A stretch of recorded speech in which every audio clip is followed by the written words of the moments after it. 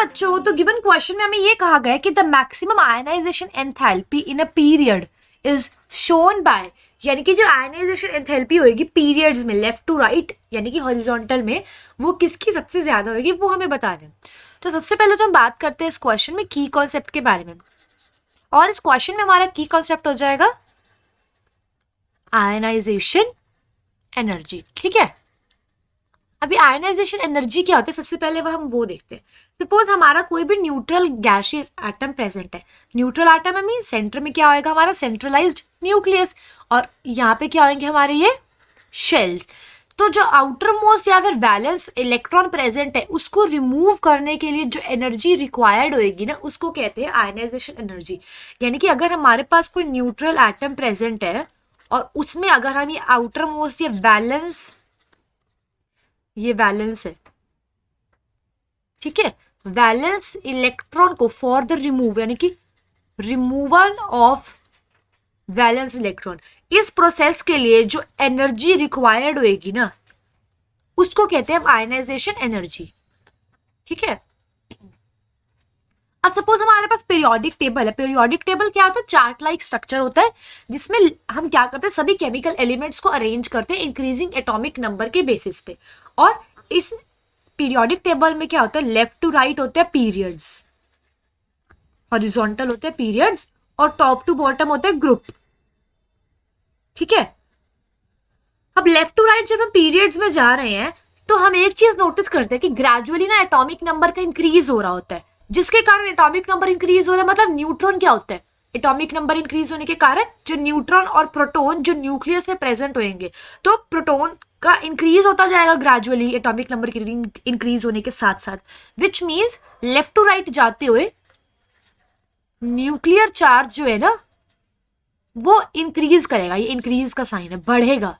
ठीक है, left to right जाएंगे तो न्यूक्लियर चार्ज बढ़ेगा, न्यूक्लियस की ताकत, पुलिंग पावर, इलेक्ट्रॉन को अपनी तरफ खींचने की ताकत या क्षमता इंक्रीज होगी, जिसके कारण इलेक्ट्रॉन अपने आप ज्यादा खींचते जाएंगे, इलेक्ट्रॉन क्लाउड न्यूक्लियस की तरफ खींचता जाएगा, जिसके कारण हमें इलेक्ट्रॉन को रिमूव करवाने के लिए ज्यादा एनर्जी लगानी पड़ेगी क्योंकि वो तो अंदर न्यूक्लियस को खींच रहा है उसको। इसीलिए लेफ्ट टू राइट जाते हैं आयनाइजेशन एनर्जी, या फिर शॉर्ट फॉर्म में लिख सकते हैं हम IE, ये करती है इंक्रीज। सिमिलरली जब हम टॉप टू बॉटम आते हैं ना ग्रुप में, तो नंबर ऑफ शेल्स इंक्रीज करते हैं।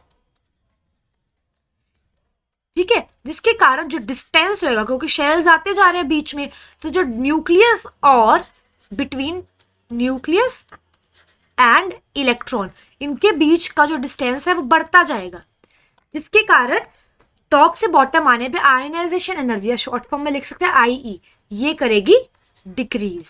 इस तरीके से करते होते हैं। ठीक है, अब हमें क्वेश्चन में ये पूछा गया है कि लेफ्ट टू राइट यानी कि पीरियड्स में जाते हुए किसकी आयनाइजेशन एंथैल्पी सबसे ज्यादा होगी। तो हेलोजेंस क्या होते हैं, हेलोजेंस होते हैं ग्रुप 17, हेलोजस नहीं हेलोजेंस, सॉरी एक बार हम इसको करेक्ट कर देते हैं यहाँ पे, इट इज हेलोजेंस, HALOGENS। ठीक है, उसके बाद एल्कली मेटल्स होते हैं ग्रुप नंबर 1, एल्कली। उसके बाद हमें C ऑप्शन में गिवन है चैल्कोजेंस, जो कि होता है ग्रुप 16। ये हमें ना ध्यान में रखना है, ओके। और उसके बाद हमें गिवन है इनर्ट गैस, और इनर्ट गैस होते हैं ग्रुप 18। इनर्ट गैस को हम लिख सकते हैं नोबल गैस भी लिख सकते हैं। ठीक है, अब अगर हम ध्यान से देखें लेफ्ट टू राइट, हमें ये तो पता चल गया कि लेफ्ट टू राइट जाते टाइम ना इधर पीरियड्स में लेफ्ट टू राइट जाते हुए क्या करती है, आयनाइजेशन एनर्जी इंक्रीज करेगी, विच मीन्स हम ये कह सकते हैं कि इनर्ट गैस की आयनाइजेशन एनर्जी सबसे ज्यादा होगी ग्रुप 18 की, क्योंकि लेफ्ट टू राइट इंक्रीज कर रही है। एक चीज हम और देख सकते हैं, जो इनर्ट गैस होती है ना वो पहले ही बहुत ज्यादा स्टेबल होती है, स्टेबिलिटी गेन करके बैठी होती है, तभी ये केमिकल रिएक्शंस में ना टेक प्लेस भी नहीं करती, और इनकी normal electronic configuration, general electronic configuration होती है NS2 NP6।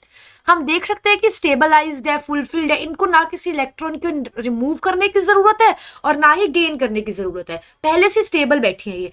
तो इनकी स्टेबिलिटी को तोड़ने के लिए ऑब्वियस सी बात है हमें ज्यादा आयनाइजेशन एनर्जी नहीं लगानी पड़ेगी टू ब्रेक स्टेबिलिटी। क्योंकि ये सबसे ज्यादा स्टेबल है as compare to group 17, group 16 and alkali metals, ठीक है। तो यहाँ पे हमें आयनाइजेशन एनर्जी ज्यादा लगानी पड़ेगी, क्यों? क्योंकि पहले से स्टेबल और उसकी स्टेबिलिटी को तोड़ने के लिए। इसलिए हम ये कह सकते हैं कि इनर्ट गैस के केस में, यानी कि पीरियड्स में लेफ्ट टू राइट जाते सबसे ज्यादा मैक्सिमम आयनाइजेशन एंथैल्पी होगी ग्रुप 18 की। तो अगर हम अपना करेक्ट ऑप्शन मार्क करें तो वो हो जाएगा ऑप्शन डी, इनर्ट गैस। तो एक बार अपना फाइनल आंसर भी लिख लेते हैं इधर, जो कि हो जाएगा ऑप्शन डी, जो कि होता है नोबल गैस या फिर inert gas. So now I hope you all understood this question. All the best.